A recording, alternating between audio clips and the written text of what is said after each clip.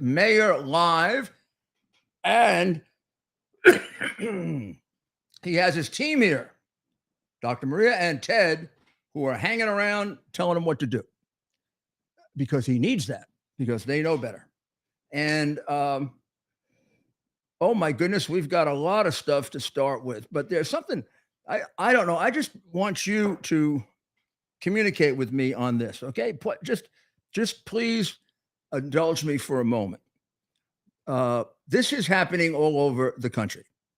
And, well, first of all, crime is happening all over the country. I've never seen it quite like this. We've had crime epidemics in New York. Oh, my goodness, in the late 60s and the 70s. Of course, we were the subject of very famous Hollywood movies.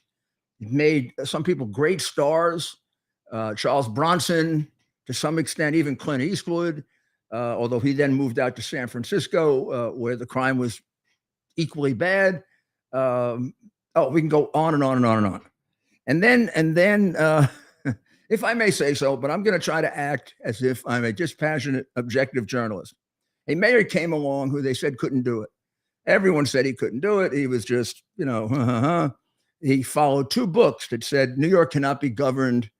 Every one of his best friends told him he couldn't do it. And he not only did it, he did it, set a record. Nobody's ever reduced crime that much ever in New York City or any other city, anytime before or after. He brought it down to levels where it went, believe it or not, to the safest large city in America. He was succeeded by a gentleman who continued it, built on it, 20 years almost of safest large city in America. And now people are frightened out of their minds in New York. Some very large percentage of them would like to move someplace else safer. People don't want to come here. And here's the truth. Not much options. The other Democrat cities in America are worse. Mayor Adams will sometimes say, and it probably isn't a good idea, although I go after him when I feel he's wrong, and I praise him when I think he's right. He is factually correct when he says that New York City is one of the safer large cities in America. It is even possible, I haven't checked this week, that it is marginally the safest. All that shows you, though, is how high crime has gone in the other cities. Because the increase in crime over the last, so you got to look at it over 3 years, right? It's about, honestly, looking at it, somewhere between 30 and 40%. That's a big increase, particularly coming from where we came from, which was the safest large city in America. That people would say that people in New York were spoiled by a city that's too safe. A city can never be too safe, and you're never spoiled by a city being safe. That's an absurd concept. But in any event, it isn't much use telling the people in New York that they're safer than the people in Rochester, Buffalo, Philadelphia, Washington, D.C., Atlanta, Georgia, L.A., San Francisco, and there's a bunch of others I could go on. Doesn't do much good when they watch their television at night and they see an old man pushed on a subway platform for no reason, or they see a 67-year-old woman beaten just to take her purse, or they see a child caught in a crossfire at 5 years old and dead, or they see following, which may be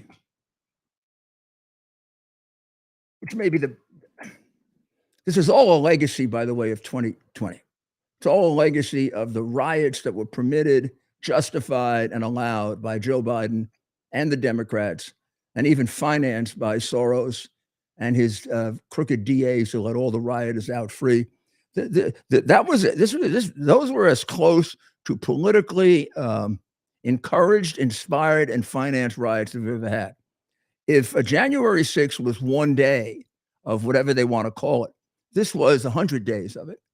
And with people actually dying who were in those stores. In the case of January 6th, one woman died, and she was one of the protesters who may not have even committed a crime. So one of the legacies that we suffer is what is known as cash and grabs. You've seen them. It started on the West Coast. Oh, I'm sorry. It started in Minneapolis. And we can and we will. At some point, we'll do a special for our special subscribers because this will take a lot of extra work and expense. But we'll do a special, and I'll show you from a criminologist point of view how you can see that the 2020 riots are now reflecting what goes on now. I'm going to show it to you because I know I sound like I'm pretending to be Nostradamus, but I knew it was going to happen. And when did I know it was going to happen? I knew it was going to happen when the boy mayor of Minneapolis, the little sniveling coward, gave up the police station. Must have been 2 or 3 days into the riots. I've never heard of a mayor, Republican or Democrat, liberal or conservative, give up a police station. It could only be a progressive Democrat that would do that. I said, this is now going to start happening because they're going to test every mayor. Because that's what criminals are like. There's a certain childlike behavior. I hate to say childlike behavior because it almost sounds innocent. Manipulative behavior where you push until you get pushed back. You know, the child does it because the child is testing the limits of what you can do. And children learn how to be safe as a result of that. And good parents push back, right? The kid is on a something or other. It's real big, but you could fall. When the kid goes toward the end, you push him back and you show him he can't go over there. Or you put a guard up or something, right? Sometimes you don't notice the danger until you're watching the child carefully enough. The child wants to run around constantly, like my son Andrew did, who I did a great show with the other day. And you got to get him to, you got to stop, tell him to stop. That's enough now, Andrew. Okay, we went far enough now. They put no limits.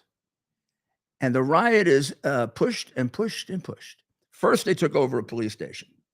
Now I knew that was the end of it in terms of listening to the cops. Then the police in these various cities with progressive, pro-criminal mayors, Democrat, and sellout district attorneys paid for by Soros. Then they began the real stuff. Smashing the stores, going into the stores, walking out with everything in the store. And then we got the politicians saying, oh, it's okay because they're poor and they're just making up for their poverty. Can I say horseshit on here? Well, I'm going to do it. Horseshit. How stupid is that? They're walking out with bicycles, like to eat, so they can go to the stores and rob the stores faster with the bicycle. They're walking out with fur coats. Yeah, you're going to eat the fur coat? They're walking out with lots of liquor. What's that going to do for you? They're walking out with large, gigantic television sets. They're walking out with thousands and hundreds of thousands of dollars worth of jewelry.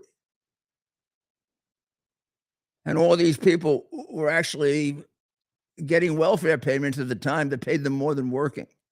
There wasn't a single poor person among them. What a bunch of liars. Democrats lie to you right to your face. They've gotten to such a point where it is disgusting to take. I watch it on television and I get physically ill watching them lie. You look at it, I was watching Raskin today with the stupid things that he says. He just lies and lies and lies and lies. But in any event, I want you to take a look at something that's happening in New York, because I think this is happening in your community. And I would like you to let me know if it is or if it isn't, because I want to see how widespread it is. If you want to communicate to me from Philadelphia or one of the really big cities, I know if you're in a Democrat city with a progressive Soros mayor, this is happening to you.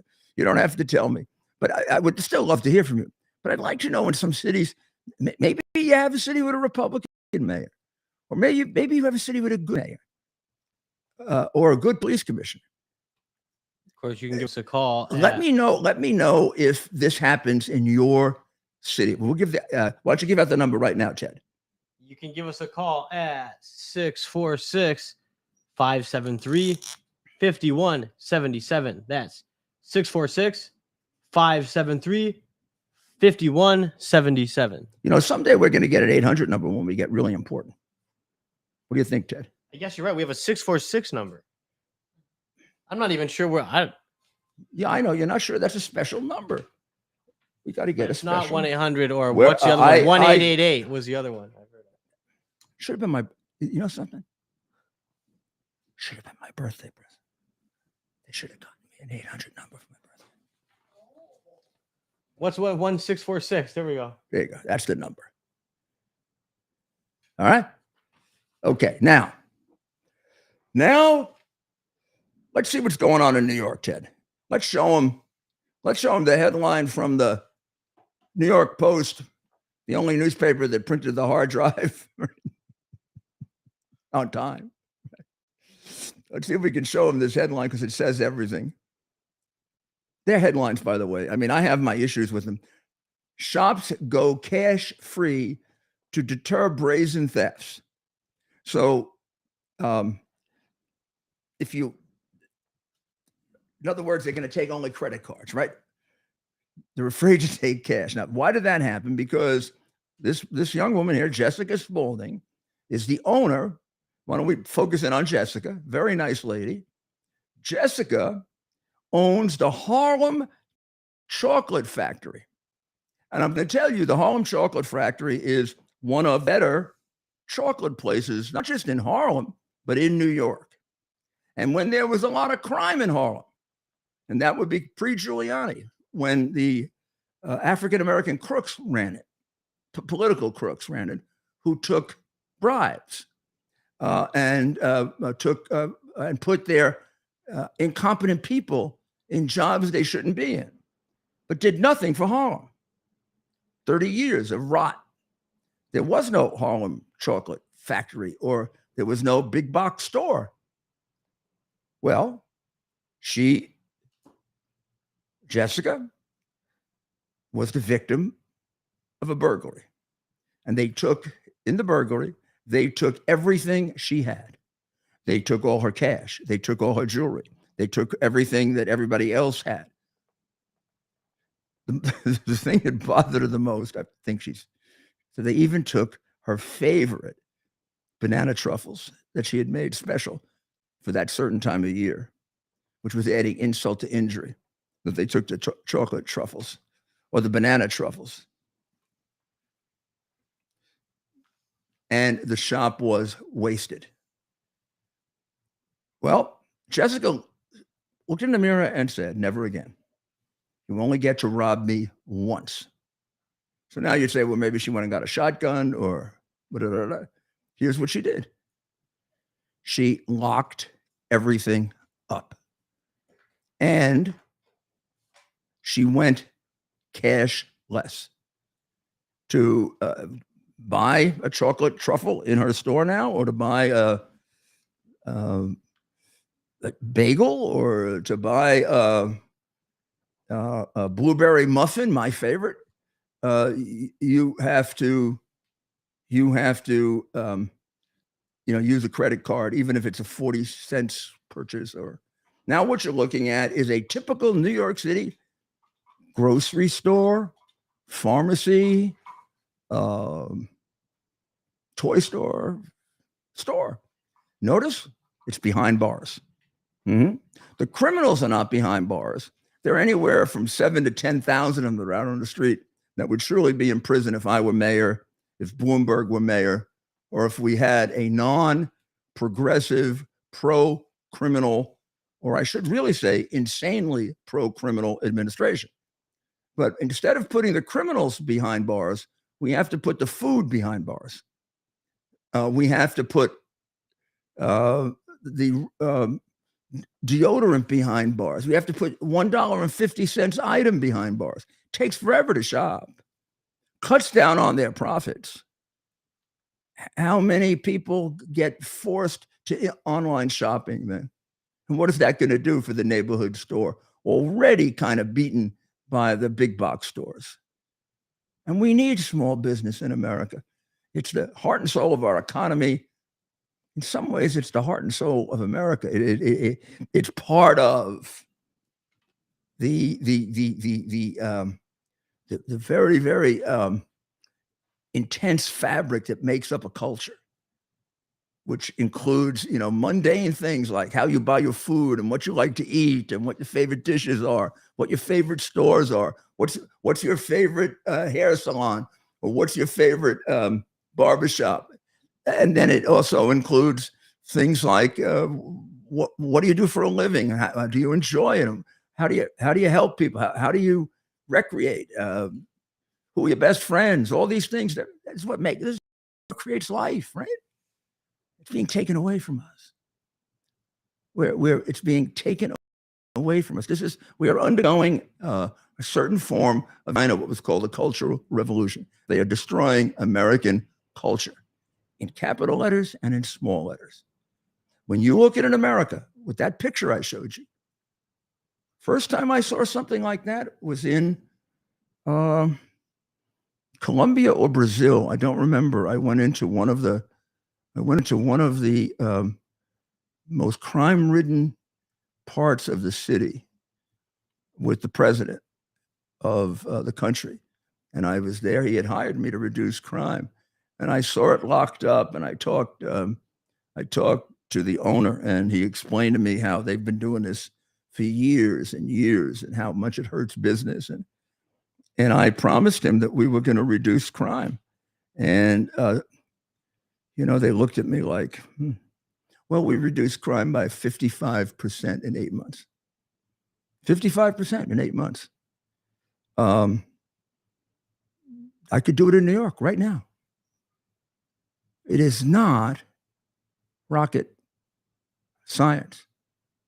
And I am not the only one who can do it. I'm the best one to do it because no one's ever done it as well as I have. But I'm not the only one to do it.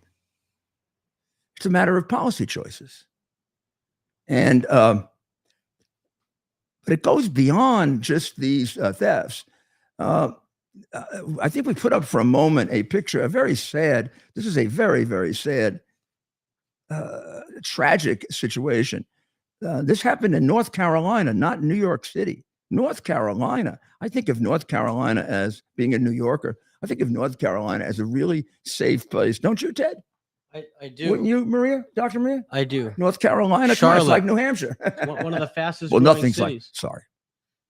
Nothing is like New Hampshire. Nothing is like New Hampshire. When I said it's like, when I looked at Dr. Maria Ryan, I looked at her face and I said, and I realized, no, I better be careful. So now I want you to take a look at a gentleman who's passed on to his reward in heaven, but not in the way that I'm sure he wanted to. And that's Gary Razor. He was 83 years old. The picture that we see of him, he sure doesn't look 83.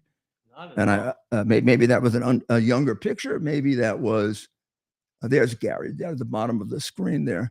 And that's not a cartoon. That's about as good a shot as they could get of the guy stealing all that stuff. You see that stuff in the cart? That's all being stolen from the store in North Carolina. And he either pushes Gary, that's Gary falling down. He either pushes Gary or he punches him. I can't tell. So Gary was shoved to the ground after approaching a man. That's the man he approached. I'm reading to you from the Post now. Wheeling out 3 pressure washes. Pressure washes.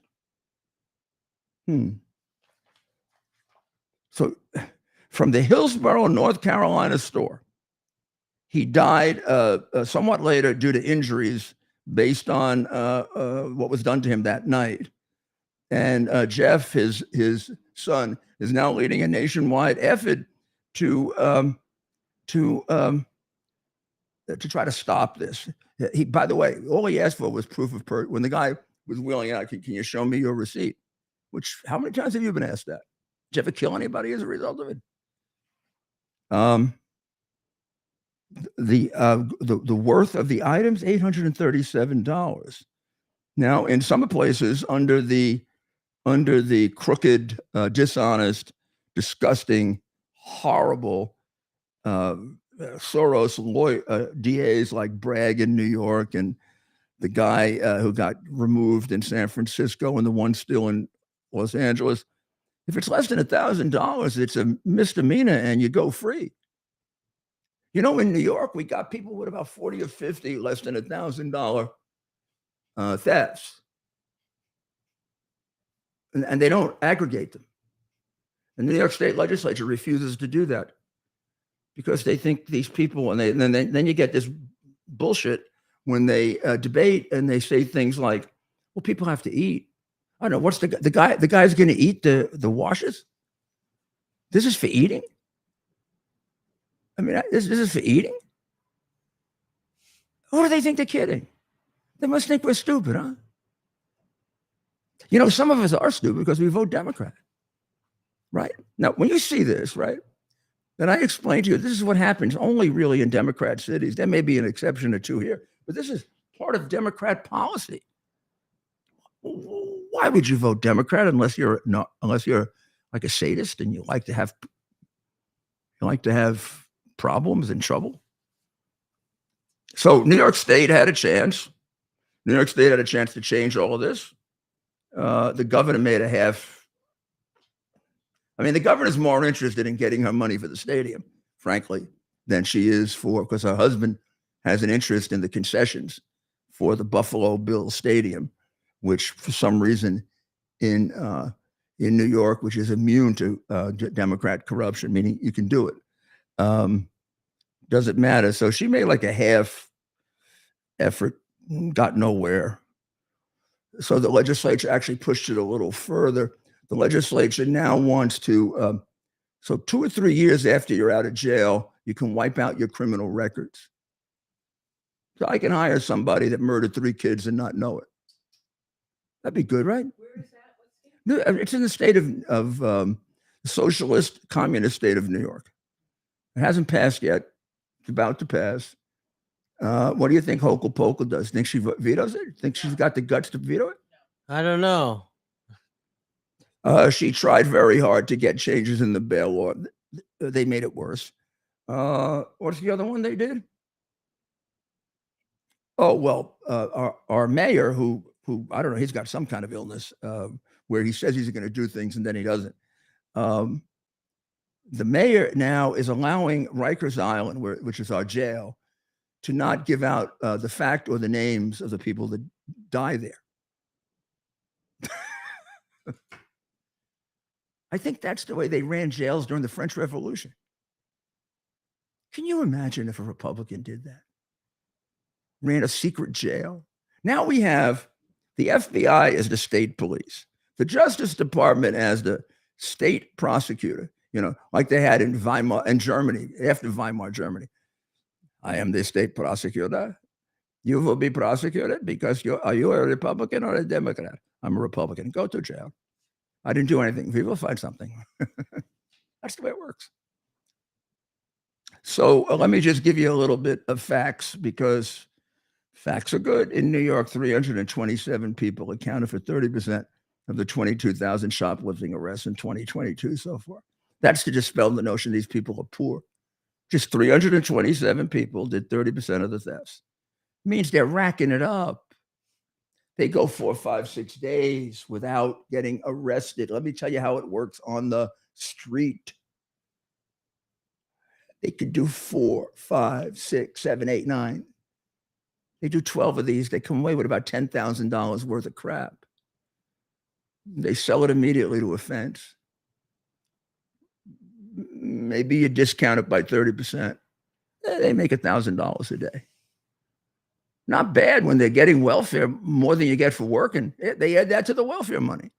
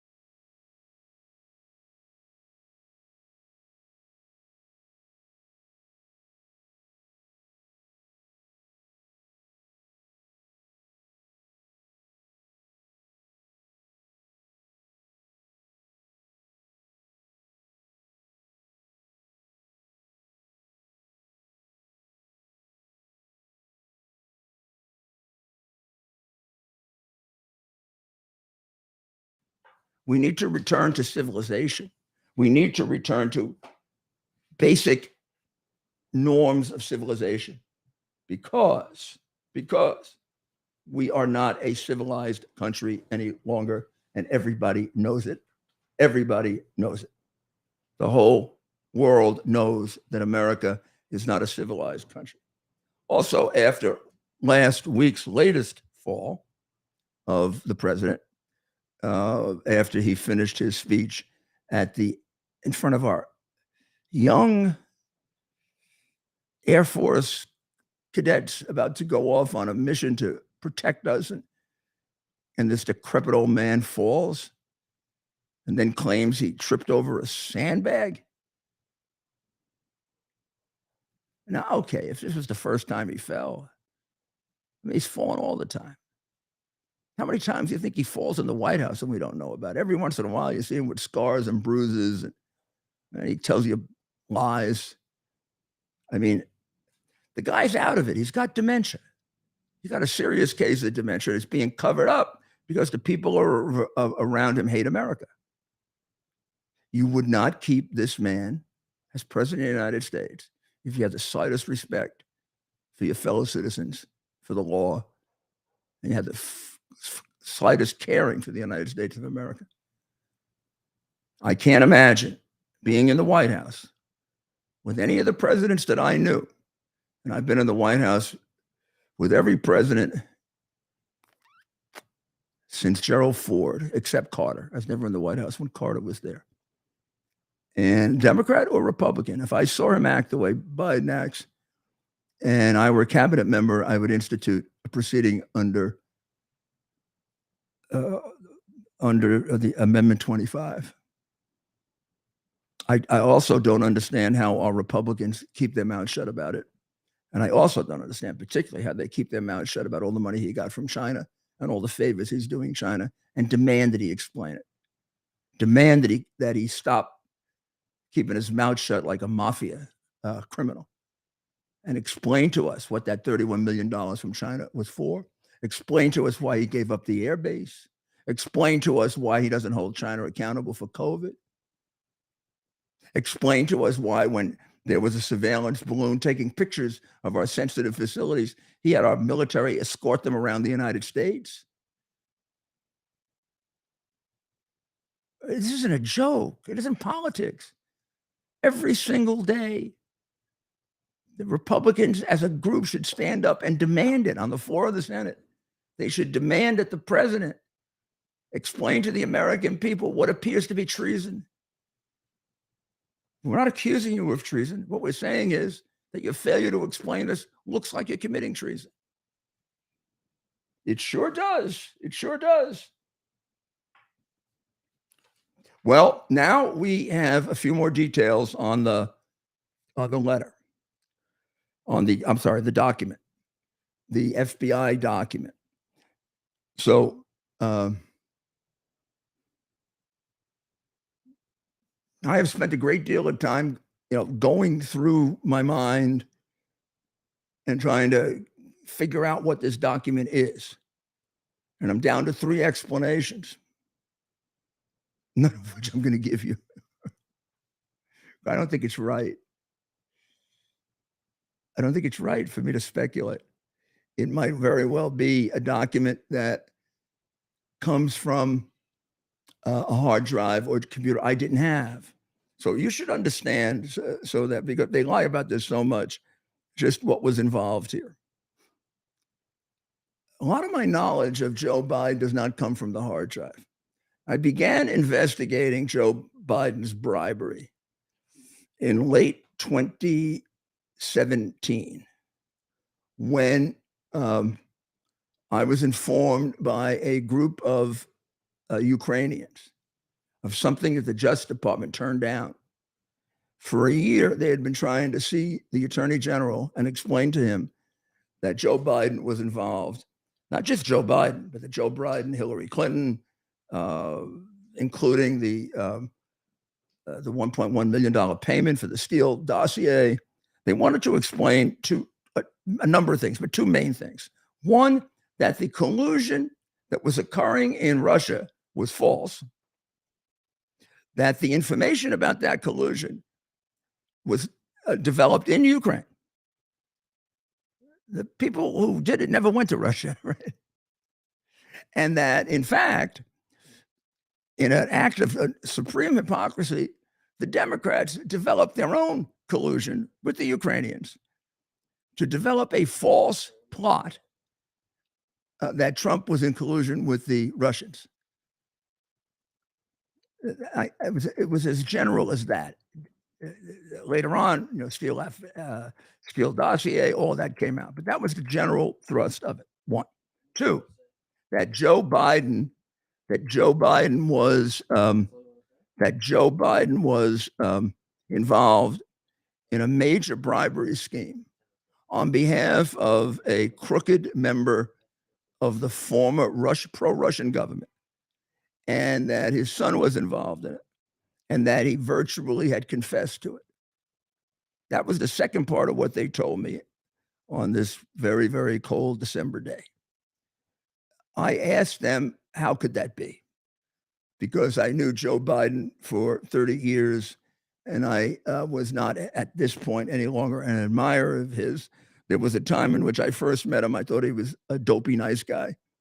I then concluded that he was a dopey bad guy, and a bad guy in the sense of just a complete political whore who would say anything he had to make himself important in the Democrat Party, or very, very often because of a deep problem that he has, to try to make himself sound intelligent, because he was clearly the dumbest man in the Senate.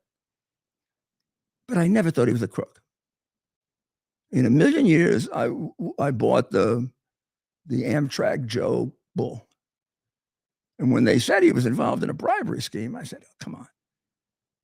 Are you just putting that in there to get our attention? And they said, no, we told the U.S. attorney. So you can't believe how the FBI doesn't want to do anything about it. The ambassador's covering it up.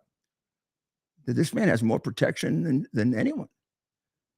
And they said, well, you have to know it's true. You know about the tape. And they played the tape. I watched the tape. And I said, please play it again before I said anything. I remembered my definition of bribery. And the tape fits every part of that definition. Offering something of value or withholding it. The $1 billion loan guarantee. Very valuable to Ukraine at the time, because they were going to go broke if they didn't get it. In return for firing the prosecutor for an official action. Poroshenko fired the prosecutor. Biden released the $1 billion. That's a class book case of bribery in any country, anywhere in the world, including the United States. And that's what they meant when they first said quid pro quo. That's a quid pro quo. This for that. Now, missing from it was the motive. Why did he do it? Why? And then they told me, you didn't know that his son worked for the guy who owns that company that was let out of the case? And that company, if it was kept in the case, would have been taken by the government and taken away from the owner? And the bribe was by Mykola Zlochevsky, the owner of the company, to Joe Biden. The pass-through being he hired two useless people and paid the money, which were intended to go as much as they wanted, to Joe Biden. He hired Joe Biden's son, who had just been dropped out of the military for being a degenerate drug addict, and Devin Archer.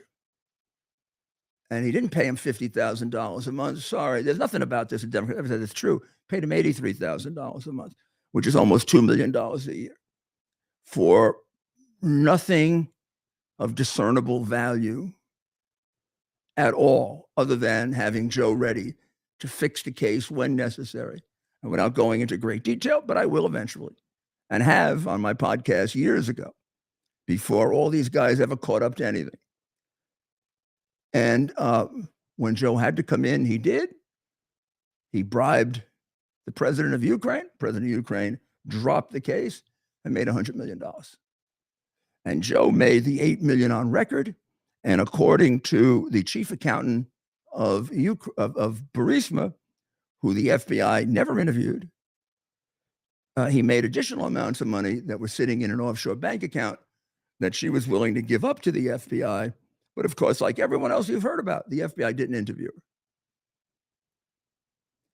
Now, you tell me, when I heard that, sitting there all by myself, having spent a lifetime as a prosecutor, just imagine how I felt. I mean, people say I did it because of Trump. I did it because I'm an American. I did it because I'm a lawyer who took an oath. And because I believe all that. I believe it with my heart and soul. I wouldn't have done what I did all my life if I didn't believe it with my heart and soul. Would I put my life at risk to go after the mafia if I didn't believe it? I'm not a pig like they are. I'm not looking to, I don't know what they're looking for. I really don't. Money, I guess, glory, great parties, Washington Post patting them on the head. God almighty, if the Washington Post patted on the head, I'd probably go to confession and try to work out with the priest, what sin did I commit? Well, Mayor, should we play our? I think it's time to give them a little advice on their personal life, financial life. We don't want to advise on your personal life. That isn't the purview of this show. They have other shows like that. People, Ted, those personal life shows do. Maybe we should start a personal life. I think some people might tune in like to Dear your Rudy, show. the right Dear Rudy, like Dear Rudy, my boyfriend left me today, and right? Yeah. And then you just give him some advice, like. I think some people do probably tune in for that sort of advice. We never get any letters. If you listen, we never get any letters. We never get any Dear Rudy letters. We get Dear Rudy letters. Like, I have a bribery scheme that I know about. Yeah, you certainly get some letters. Look, I'm really imploring you to please take this seriously. Please do Rudy a favor. Call. Take the number that you're going to get and call and tell the person at the other end, who will be either Kirk or one of his very, very trusted associates who are PhDs and a lot smarter than me on this, and let them give you some options. Write them down and then think about them. If you like those options, then execute them with Kirk. You can't go wrong. Or if you have somebody else, you get some free advice. But don't do zero, okay? So let's go to the videotape. That's Marv Albert. Faith and family, freedom and finance are 4 things that we would do anything to protect. I trust the team at Kirk Elliott, PhD, Private Advisors, with providing the advice and sound strategies to take advantage of the inflationary pressures, the high interest rates, and the international challenges we face today. The Kirk Elliott team, with over 29 years of experience, shares our values and believes in people over profit. They can help you protect your finances from the big government policies that are out of our control. So what's in our control? The decision to act or not to act is within our control. I encourage you to act. Call Kirk Elliott, PhD, Private Advisors today. Start working with a team that will help you protect your retirement assets with gold and silver while sharing your desire to protect your faith, family, and freedom. Call them today, 720-605-3900. That's 720-605-3900, and tell them Rudy sent you. Or simply fill out a request for a free consultation at kirkelliottphd.com/Rudy. And we're back. Can you see that? Yes, that's right in there. Can you see it? Yes. Can my getter people see it?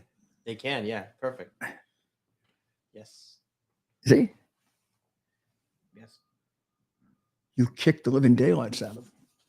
Now let's keep it going. It's down 25 to 30%. Another 70%, we sent them bankrupt. These people, the good people who work for them will all pick up. I mean, people are not going to stop drinking beer. I would love to do a study of where the business went to. Wouldn't you? Yeah. Who got it? I mean, what are the other companies? I'm not a beer drinker, so. So you have Bud Light, Busch Light, same company, Coors. So Miller Coors would be probably the chief rival in America. Corona, you've probably heard of Corona. Miller. This is not Corona. I've had Corona in Mexico. Yeah. When they put the worm. Yep. Do they still have the one with the worm in That's it? the bottom of a tequila. Oh, that's tequila. A specific type of tequila, if I remember correctly. It's been a few years. But for beer, so Anheuser-Busch, so that's Busch Light, Bud Light, Budweiser. You have Coors Light, which Miller Light, Stella Artois in some areas. Oh, I've heard of that. I think I've had that. You probably had Stella. Of course, Corona is another big one. And then there's the Sam Adams of the world. Who? Oh, Sam Adams. Sam Adams. I should get that in honor of Dr. Maria. Don't they make that in Massachusetts? Yeah, I think Sam Adams. Boston Lager. Yeah. He was a Sons of Liberty guy.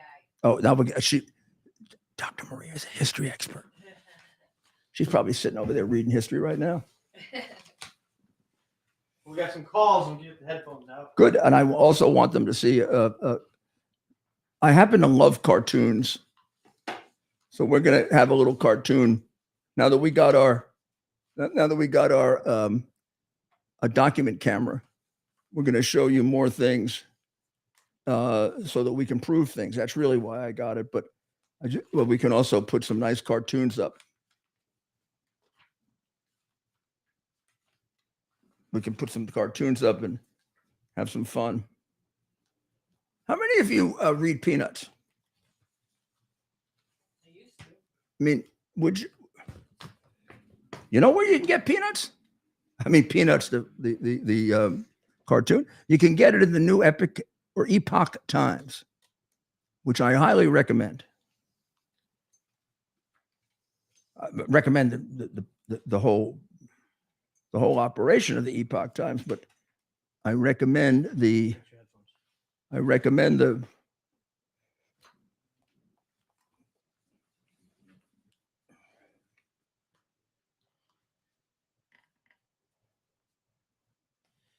After spending time in New Hampshire, Mayor, what are your any updates or feelings on the campaign trail? We got that question a few times tonight. Well, I wish Dr. Maria would not be so shy and come over and join you. But in any event, I would say it didn't help, even though I said that. She's still sitting there working on whatever she's working on. So I would say all things being equal, Trump's got a rather good lead in New Hampshire. Good lead in New Hampshire is not necessarily, however, safe, because it isn't as if they're going to go from now to the primary and a few things will happen and there'll be a couple of influences on the campaign. And therefore, to move a 30, what does he have, about a 25% lead there? 25, 30, depending. Yeah. There's going to be a tremendous amount of campaigning. So this is going to, what I'm telling you is a 20 to 30 point lead, of course, is impressive. Of course, puts them in a much better position. And anybody that tells you they wouldn't rather have the 20 to 30 point lead is crazy. But could you overcome a 20 to 30 point lead in Massachusetts, in New Hampshire? Yes. Has it been done? Yes. Can it be done in such a crowded field? Less so. It's too bad Biden isn't running there, because that would be a better test of whether Robert F. Kennedy Jr. could make up what is generically sort of a 40-point lead. That, I mean, generally it's 60, 20.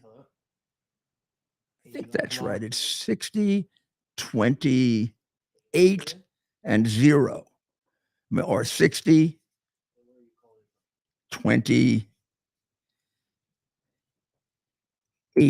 right?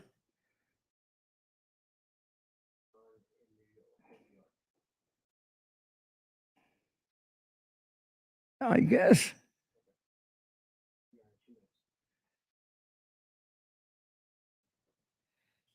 Is that right? That would be right, right.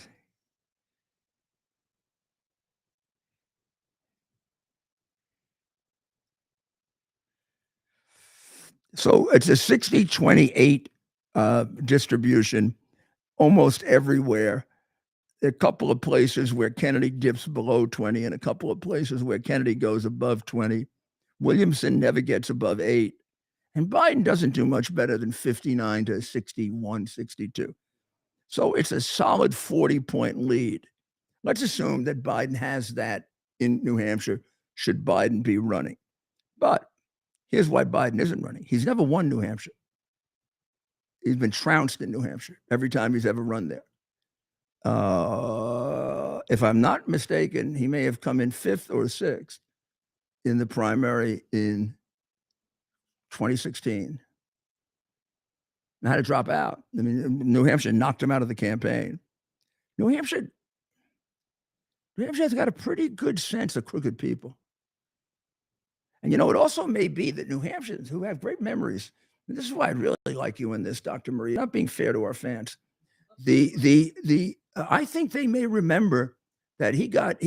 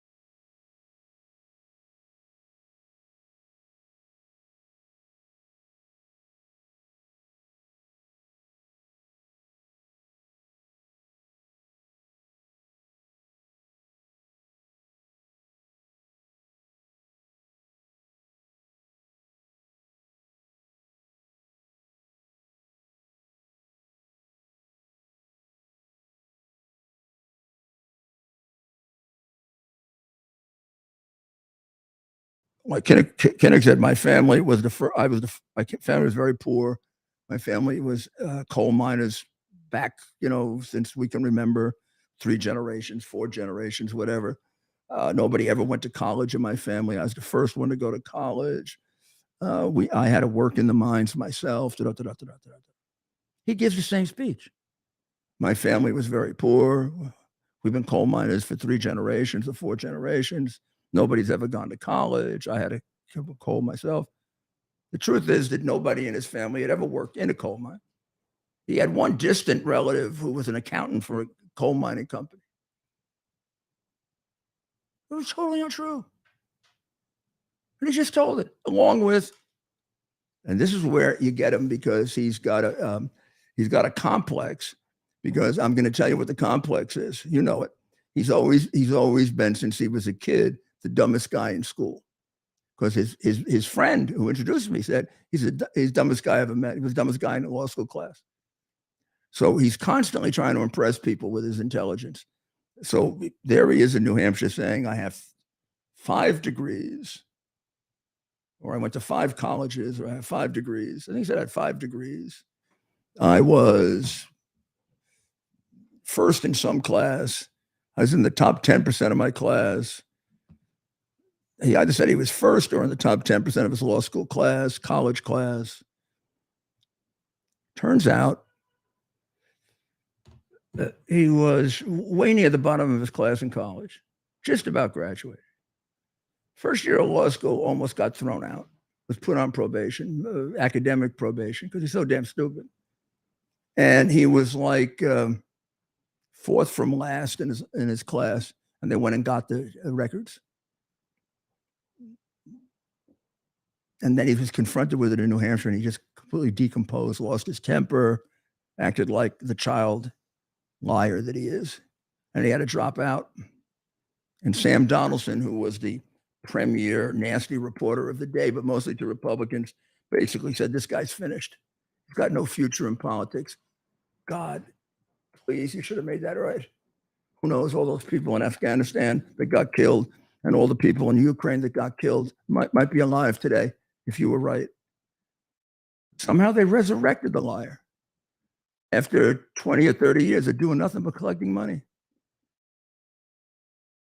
Make a great book sometime when all the truth comes out, huh? What the heck? A lot of people died as a result of it. Want to see? Can you pick this Mayor, up? If I put this there, this is a thing from the Post done by Gorel. I want to give credit. Giving Congress FBI files on Joe Biden's finances might interfere with our investigation. But then I want you to see the rest of what it says. Really, really cute. Can you see it? This is cartoon time. Do they see it, Ted? Yeah, we're going to add it in a second. Okay, and I'll get ready for the call while you do that, because it requires me to put look like a rabbit. Can people read it? Yeah, I need to mirror it, so it's I have to mirror the camera so it. I can see it here. Yeah. Is it up now? Now they can see it. Okay.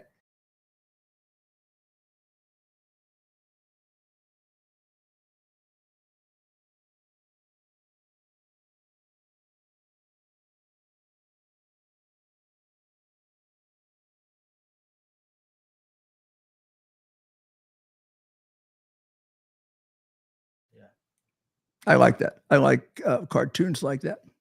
I was going to play you Peanuts, but I think it would be unfair that Epic Times, because you should buy the Epic Times. I'm going to tell you, I have no hesitation making this statement. It's the most intelligent newspaper in America.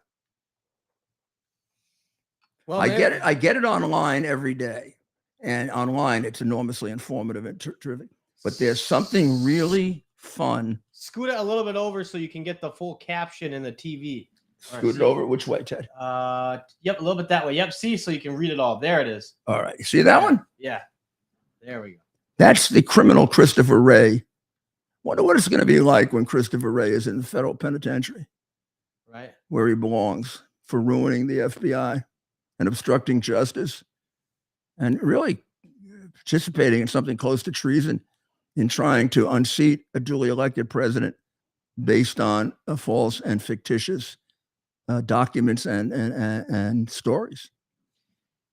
So who do we have calling in to America's Mayor Live? So for our first call, and we duly apologize. And it is the last 6 minutes of the show before soccer time. We do apologize to our Getter people who I love. And because of the Restream situation, which Getter is not yet connected to Restream, everybody else on here gets everything. You're actually on a different, you even get a slightly different picture because you're on a different camera. And what has to happen is Getter has to do something to put a code in so that Restream can pick it up. And don't ask me to explain this, but they promised us they were going to do it. Right, Ted? That's right. There in the process of doing it, they've been great to work with, and we just hope to get that going soon. They have been great to work with, but they are in Washington. So process means they're not from New York. You know what process means in New York? John, you're still there, right? Well, my boss used to say to me, I want this connected. And it wasn't connected the next morning. Judge McMahon would be really angry. If I came back about 2 weeks later and I said, I'm working on it, he'd have a different law clerk. Let's go to John in New York. Do you know where that? Very loud. I don't know why, but go ahead. Good evening. No, put it louder again. Yes, John? Good evening, Mayor. How you doing? I'm doing fine, John. How you doing? hanging in there. We spoke maybe about 2 weeks ago, and it's a privilege again to have the opportunity to speak to you. Well, that's very nice no of you. matter how Thank many you. times. Thank you. Yeah, no matter how many.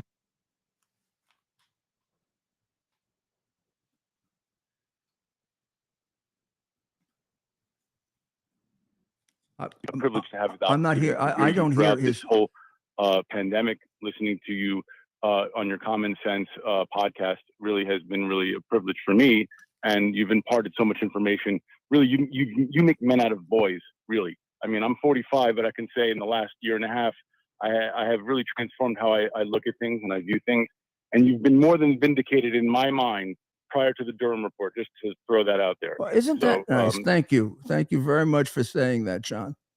I appreciate that. And at some point, we'll probably do a wrap-up podcast. President Trump has actually suggested that I do that to show this is what was alleged. This turns out to be, I was telling the truth, but that's for another day. Oh, but we know it. Anyone who's paying attention and has common sense, as you would say, is very well aware of what's been going on. And the last time we spoke, I kind of was talking a little bit about the politics in New Jersey and how during elections they basically use the city work base of people to kind of like basically pull the election to their side. Many of the local mayors and some of the local offices. And so as tomorrow is, I know there's races going on in Hudson County, New Jersey. I just would like to kind of pick your brain as to what can we do as citizens to really kind of stop that situation, or kind of put a little bit of a block in it, because it's in all the different departments, whether it's the education, housing, everybody knows everybody and everybody's helping everybody. And it's just really kind of tough.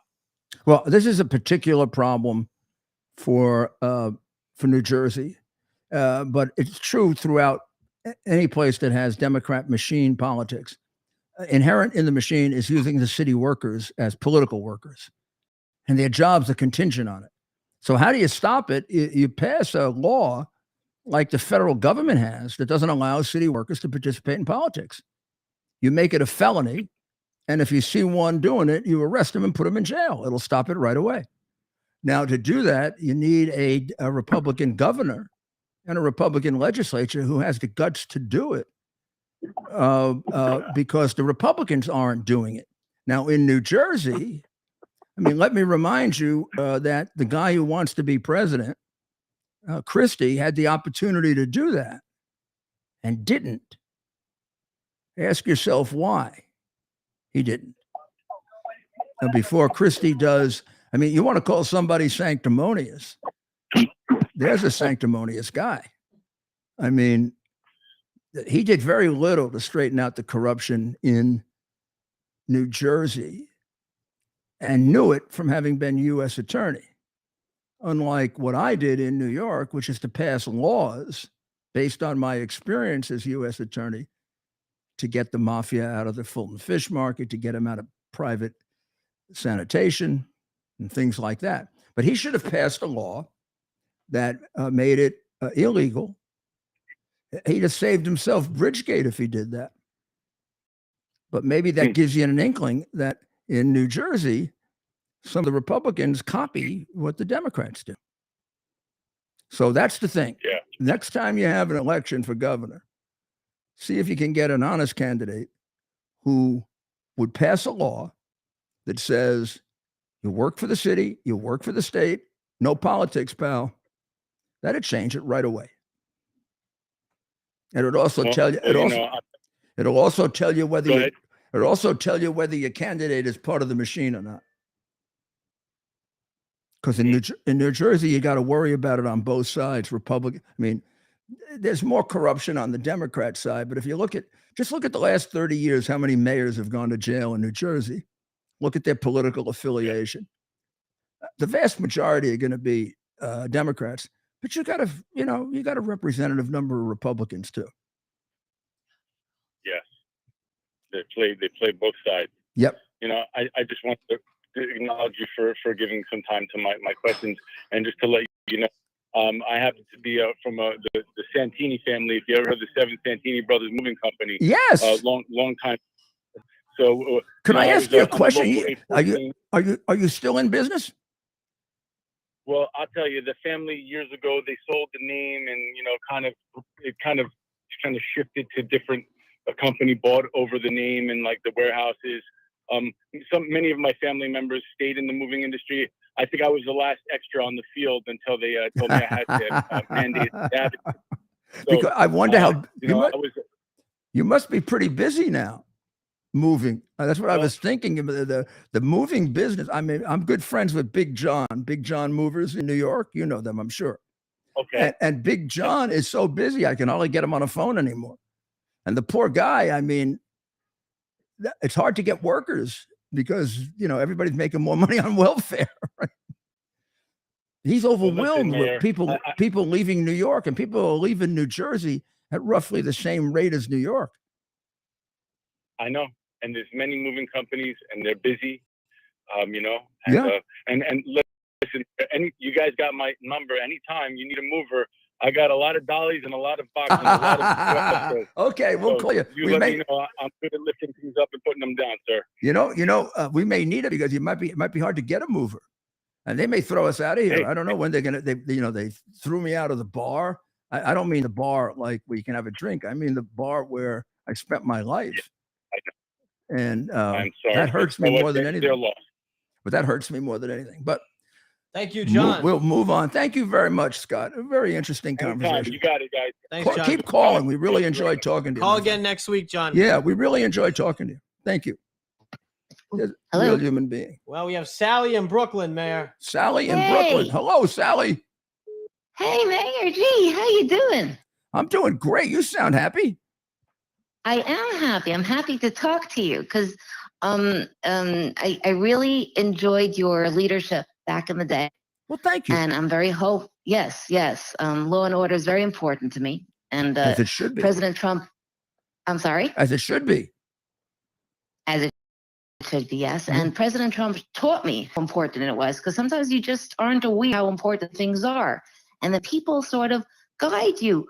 Oh, law and order. And they're like, yeah, it's so important. But I also wanted to say that this forum of YouTube, where people get to blog, I don't have all the words, but they get to talk and have fun, have a good time if they want to, or say serious things. And it's a live way, and there's all these mods over there working the room. It's beyond wonderful. And I wanted to tell you, so I appreciate this forum. I think it's wonderful. And I wanted to thank you, Mayor, and also say that. I'm sorry, Ted. I lost Sally, and I think she was. It's owned by a person by the name of one of the kindest people in the universe. Who? And his name is Elon Musk. Oh, and it's important, yeah. Yes, and it's important to show gratitude because he is kind of the wealthiest, but also the kindest and the most just people in the universe. I have nothing. I mean, I don't know Elon, and I feel bad. I really should know him. You should, yes. But invite him on your show, please. I will. I mean, okay. I'm trying to reach him. I mean, I have nothing but good. It's hard. It's really hard to touch base, but he should. He should. I'll tell you why he should come on. Yes, we are the first ones to have used Twitter Live on a consistent basis. And make I've been banned from there. I'm very beyond frustrated with that. I'd like to get on if you could put in a good word for me. And when Trump was banned also, when Tucker does this, he'll be following in our footsteps. Of course, he'll do better. But we have gone from 8,000 to 600,000 in 9 months on Twitter. And you know who owns Twitter? Do you know who owns Twitter? He does. Elon Musk. Yes. And since Elon, it's the most brilliant forum because it's an exchange of ideas. Yeah, I listened. Did you listen to his interview or with Robert Kennedy Jr. today? I listened to some of it on my radio show. It was very good. No, I didn't know because I don't go to Twitter that much because I've been banned. I'm going to tell you. Unfortunately and tragically, and I'm beyond upset. Sally, do you want to be a moderator on our YouTube channel? I don't really work, but I am on because I just what does a moderator do? Yes, get me unbanned. What Because, does the moderator do? Tell her, Ted. What does a moderator do? A moderator just helps moderate the chat, right? Some nights we have up to 2,000-3,000 people in there, and we Well, have a group of well, you know what? moderators I that could help give filter you out my bad information after. You sure? Follow up You with can a take my text. information. Yeah, text us your Listen. information on the number you called in on. Sure. I'll just connect with my people and make sure And it's Sally, okay. let's see what we can do about getting you unbanned, because I'm sure that Musk would love to unban the people that were unfairly. He does want to. And I've told him, put me on probation because I did dox somebody. So No, but I mean, law I and would order is- really like to talk to him because he's done a lot of, without knowing it, he's done a lot of good things for me. So, but before he came on, right? Yeah. They had me down to 800,000 followers. I knew it was untrue. I knew it was untrue. Yeah, the numbers don't, You know what I they're am not now? real. You know what I am now? Where? 1.7 million. 1.7 million. Yeah, 1.7 million. That's good. And whenever I be on fake numbers. And whenever I be on Twitter, all of a sudden, I mean, the other night we had a show. We had 685,000 people listening, watching on Twitter, just Twitter. But we're also Amazing. on YouTube, Yeah. and we're on Facebook, and we're on Getter, and we're on Rumble. I don't do Facebook. I don't do And Facebook. we're on I Twitch. really feel it's like a swamp. So I cannot do Facebook. Well, I have to. we I'm go just on. putting what We'll I go believe on is any. safe. We'll go on any one where Yeah. they'll listen to If us. you 'Cause- feel safe there. well, Fine, I you're feel right. like I cannot. I don't care if they take me off. I mean, if they take me off, they take me off. What am I going to do? I'm going to tell them the truth. Say myself, I just, because I'm Sally and I'm kind of on YouTube and I have shorts. I need to say, I don't believe Facebook is safe. I believe there are a few forums that are very, very safe for people to air their any kind of concerns they have in the universe. You mean that one is Google and one is YouTube. Facebook is very unsafe. I mean, there are so many, like, for example, I like to follow Elon Musk because I have a personal connection to him, somewhat, right? And also because he's a very truthful person, kind person, and a just person. So I know he's very safe. So, but on Facebook, people use his name so much. If you're not really clued into who he is, you'll get the wrong information and you'll follow the wrong places, and that's not him. Huh. But on Twitter, it's extremely, extremely safe, and good government is all over. Well, there. now it is. I mean, it wasn't at one time, but now it's very safe.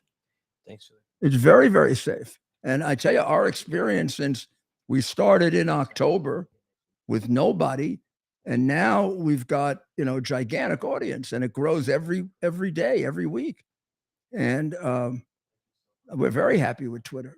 We recommend it very strongly. I think Tucker is going to take it to a new level. I think it's going to help us too. I mean, we'll be in his shadow, no question about it. No problem with that. But he'll pull us up even more. So I think Twitter is the place to go. I do.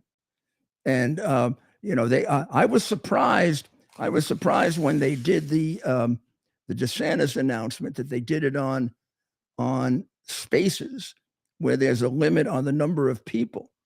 I would have done it on Twitter Live, where I don't know if there's a limit. So far, we haven't hit the limit.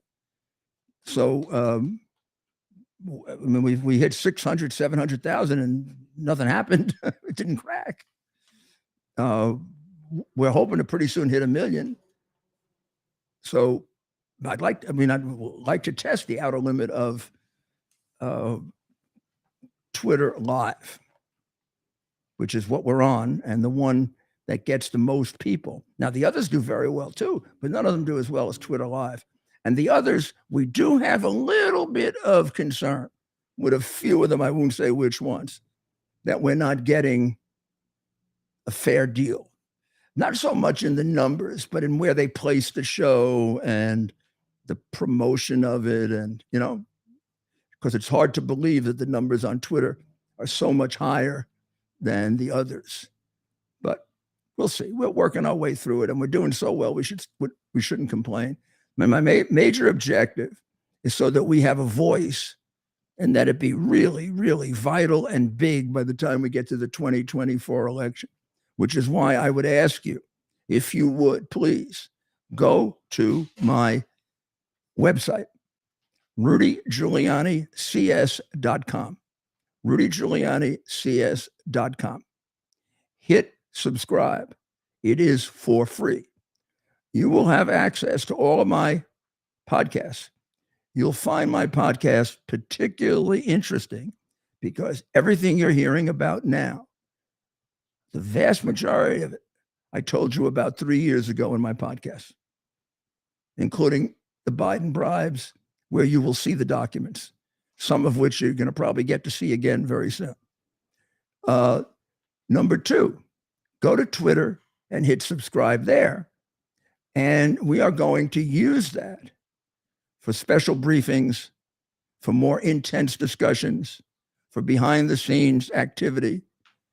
And that does have a subscription price of $10 a month, $100 a year. And that money will help us build a really big network. And we want to do it now so that for 2024, we can have a substantial amount of programming that'll bring you the truth. Because I think if you listen to us every night, you're going to find things that weren't covered somewhere else. I literally, and Ted does, and Dr. Maria, we go through all the news every day, and we don't just repeat.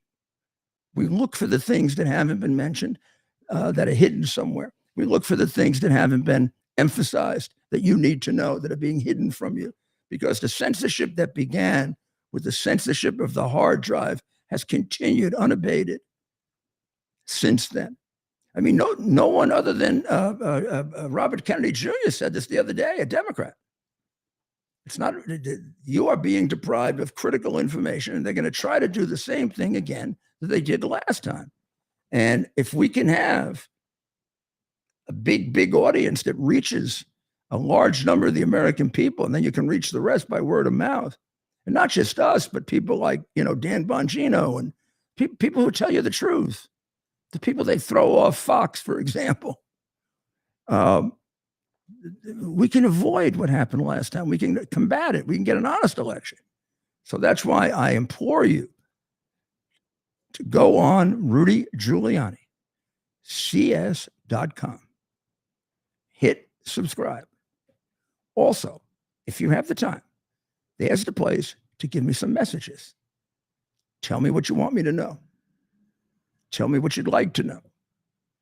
And then go to Twitter, follow my Twitter account, and also subscribe. And as I said, that would be $100 a year. And that $100 is going to be used to build up the whole network. So we end up with a network, and you'll be part of the group that we share all the inside information with. And count on when we're going to need people to win the election in 24. So thank you very, very much. And I don't usually spend as much time explaining the logistics as I did tonight, but I think it's important because we are starting, believe it or not, even though it seems like we are starting to move into the election season. And you can see that with everybody campaigning now in New Hampshire and in Iowa. And they drop off a little into South Carolina because that comes up next. And it could be really, really interesting. We're also considering adding a show just on the elections. And you see, to do this, we need more resources. And that's why it really would help us if you subscribed on Twitter. Okay? Thank you very, very much. And also, it also would help us if you call Kirk Elliott. Put up the number again for Kirk. And Ted, if you don't mind, just call Kirk and ask him, what can you do for me? If you have an IRA, for example, why don't you consider at least putting half of it in gold and silver? You're not going to get hurt. You're going to be protected. And then see how it goes, and maybe you move the rest, maybe you don't. Or a quarter. Get your feet wet. Okay? Like in The Godfather, when the bad guy says, I just want to wet my beak. Wet your beak in an honest way. Honest beak wetting, if there is such a thing. So we'd like to expand the programming, and this will allow us to do it. And we'd like to get you part of our subscription group on Twitter. We'll discuss with you how we're going to do it, because there are a lot of options, and we'd love to get real people giving us real advice on what works. There's so much out there that you want to make sure that it works. We want to be relevant. You only have so much time, of which I am now well over into my soccer period, and I'm getting cards. Those cards. I may even be penalized tomorrow for having gone over so much. Penalized so that I don't have a voice left. So thank you very, very much. I can't tell you how much we appreciate when you listen in, and particularly when you participate. And when we don't get to you, we'll try very much to get to you the next night. We are also considering a special period where people can get through more easily. That's another one of our projects. So whenever you contribute, all those projects will move forward faster. Okay. God bless you. And of course, God bless the greatest country on earth, the United States of America. Our purpose to bring to bear the principle of common sense and rational discussion to the issues of our day. America was created at a time of great turmoil, tremendous disagreements, anger, hatred. There was a book written in 1776 that guided much of the discipline of thinking that brought to us the discovery of our freedoms, of our God-given freedoms.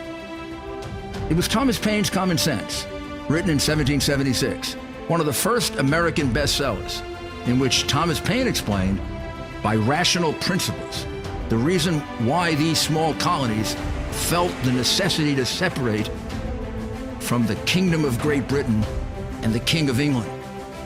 He explained their inherent desire for liberty, for freedom, freedom of religion, freedom of speech, the ability to select the people who govern them. And he explained it in ways that were understandable to all the people, not just the elite. Because the desire for freedom is universal. The desire for freedom adheres in the human mind, and it is part of the human soul. This is exactly the time we should consult our history. Look at what we've done in the past and see if we can't use it to help us now. We understand that our founders created the greatest country in the history of the world, the greatest democracy, the freest country, a country that has taken more people out of poverty than any country ever. All of us are so fortunate to be Americans. But a great deal of the reason for America's constant ability to self-improve is because we're able to reason, we're able to talk, we're able to analyze. We are able to apply our God-given